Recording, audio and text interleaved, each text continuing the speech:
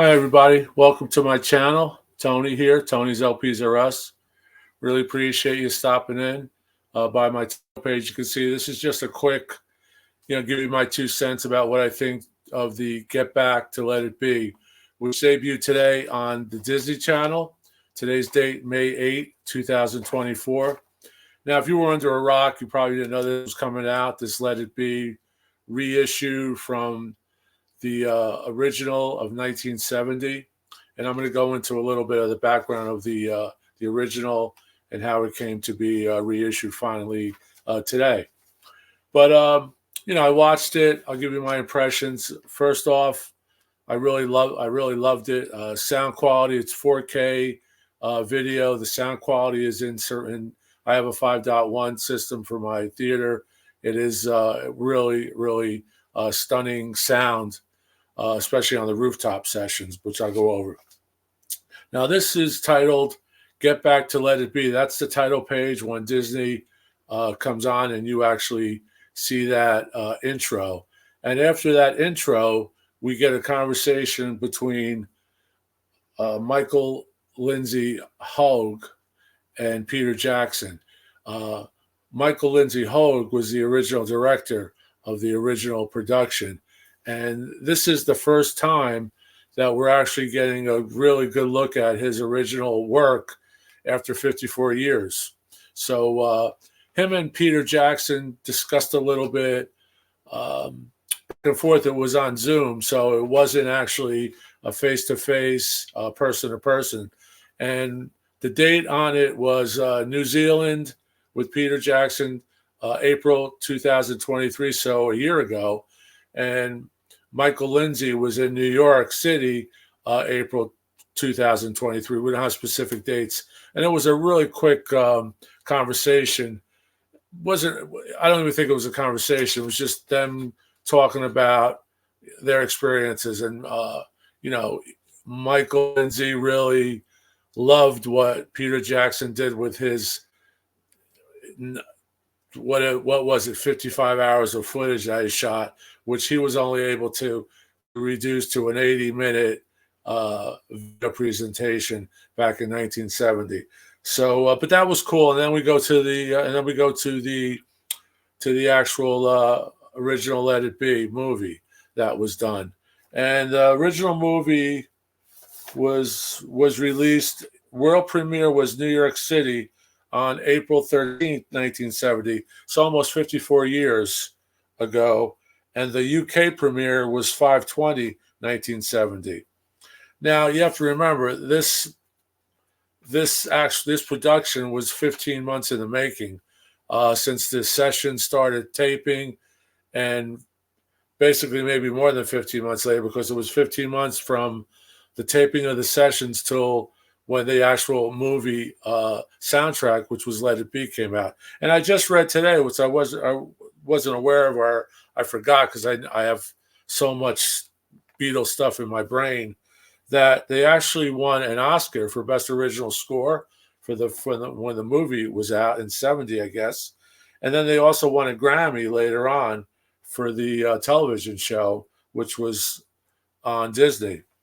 And the Grammy omitted Ringo as a songwriter. It had Lennon, McCartney, Harrison, but Ringo was actually a songwriter on Dig It. So I don't know if that was ever corrected, but that's just a little footnote. The original movie, Let It Be, 1970 film, was 80 minutes long in color, and that was released on VHS, Betamax, and Laser in 1981. So a full 11 years passed when the movie was debuted in April 13, 1970. Now, I remember seeing this movie. I'm not sure if I saw it. I doubt if I saw it on the first run. It was supposed to be a television show. It was supposed to be made originally for television in the UK, just like Magical Mystery Tour. And I don't know how convoluted it got, where with all the different credits and producers and mixing problems and problems with the band. As you all know, there was some controversy with this movie. So it was released later on in the theater on, like I said, April 13, 1970. So I've seen this movie I would say 10 times, 15 times, because back in the early 70s or mid 70s, we would have midnight showings at movie theaters. And the midnight showings would show Pink Floyd at Pompeii. They would show a Chuck Berry concert, maybe Live Piece in Toronto. Anything that was available that wasn't readily accessible on television. And Let It Be was one of those films that we went to see. Me and my friends, 12 o'clock show. You see probably 2 movies, maybe Let It Be, maybe Magical Mystery Tour. Not full run movies, not A Hard Day's Night, although that is possible that A Hard Day's Night was included in those. But I remember at my college, I still have the actual bill that says Let It Be in the student hall, whatever the year was, 1975 or whatever. So it was in constant being played, and we would get to see that, and we would get to, of course, you go there, you want to see the rooftop sessions. The quality wasn't good. The VHS quality was poor. The Laserdisc quality was probably a little better, but don't forget, Laserdisc is still analog, so the sound was pretty decent on the laser. I've never seen a Betamax. I think I had the VHS, or I still have it, but I can't locate that right now. There were many bootlegs available because the Let It Be videos were pulled, I think, by Paul. I think Paul didn't like the way it went down, didn't like the way he was, focused on in the film. So he kind of pulled that. And thankfully, after Get Back, he released this. Now, like I said, this was in the working for years to get re-released, the actual Let It Be movie. And if you go back and look at those two, the interview of Peter Jackson and Michael Lindsay Hogue, you could see that was a year ago, April of 2023. So the date of the recording sessions and the issue of the album was about 15 months. So this was longer than just 15 months.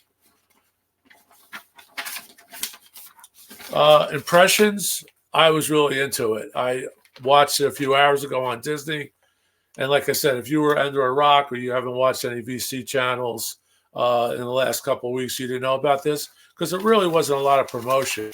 Disney is kind of self-contained. They're not really advertising outside of Disney. I'm sure they're advertising it, but I didn't catch anything except for the people on our VC community.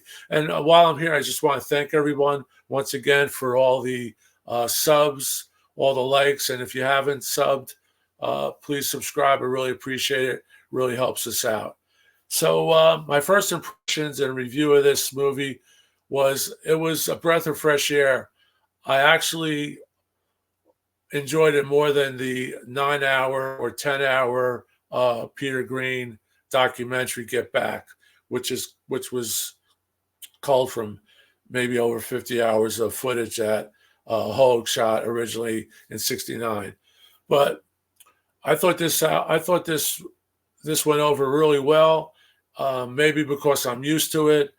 Like they were talking about in their conversation, Hogue and Peter Jackson, that remember when Hogue first did this documentary, this was supposed to be a movie about a concert. The Beatles were supposed to play a concert.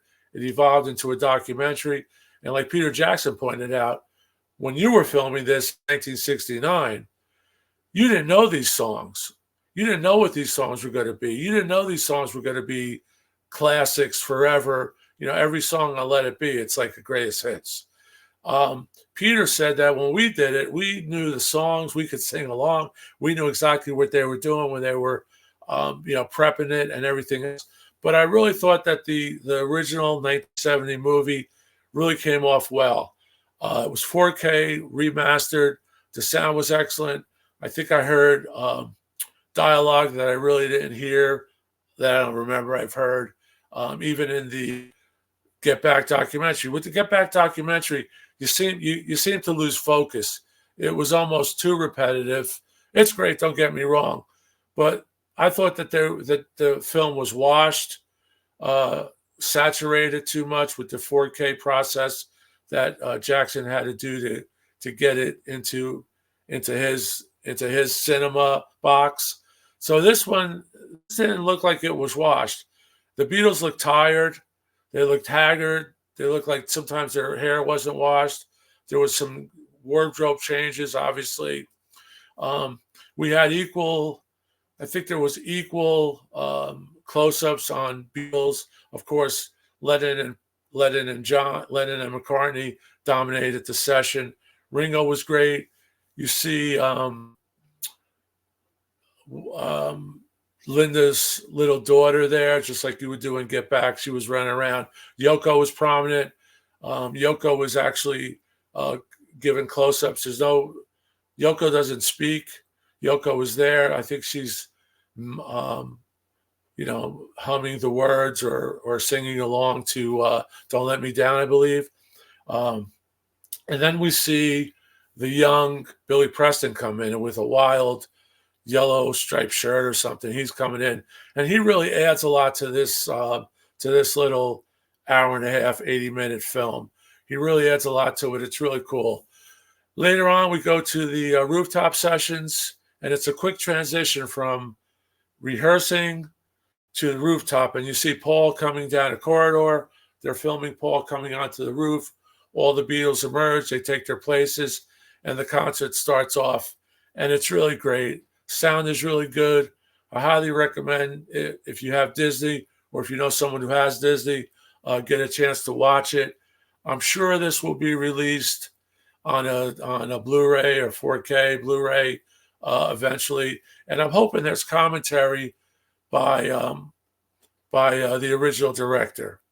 That would be good because he could point out what the intent was, the quick cuts, why pick this, why pick these songs. Because don't forget, he had to narrow this down to 80 minutes or whatever it was from 50 hours of footage. It was just mind-boggling.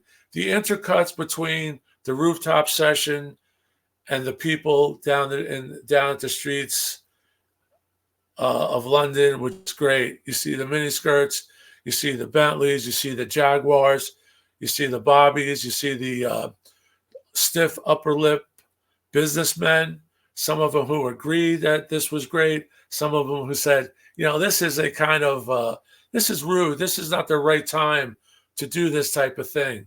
And actually, the Beatles didn't get permission. They just got up on the roof with no permit and gave a free show. So it was really cool. And there's some comments made by some of the folks down on the street level. And I think because this is only an 80-minute, 90-minute documentary movie, you could focus more on it than you could on the Get Back sessions. The Get Back sessions have their place, but I'm really happy that Paul and Ringo and the heirs to Lennon and George Harrison decided to release this record. So there you have it. I really recommend it. I think they did a great job, and hats off to Disney for putting this up, streaming it. Just as a footnote, originally when I went onto my Disney stream, I had problems streaming this particular segment, probably because everyone else was streaming it at the same time. So just again, thank you for watching. Thanks for all the subs. Like I said, if you haven't subbed, if you could do so, it really helps us out. We really enjoy doing these videos for you. And once again, I hope you get to watch this on Disney. If not, the 4K, I'm sure, will be out for Christmas. You could be sure it's going to be a Christmas gift for all Beatle fans. So keep rocking. And thanks again. And thanks, Paul and George and Ringo and John. And we have Ringo here replacing the King for a while. This is a promo I picked up when I worked in a record store for Stop and Smell the Roses, the Ringo album. Not sure what year that was, but Ringo's right here. Okay, well, thanks again. Keep rocking, and we'll see you later. Tony's LPs are signing out. Ciao.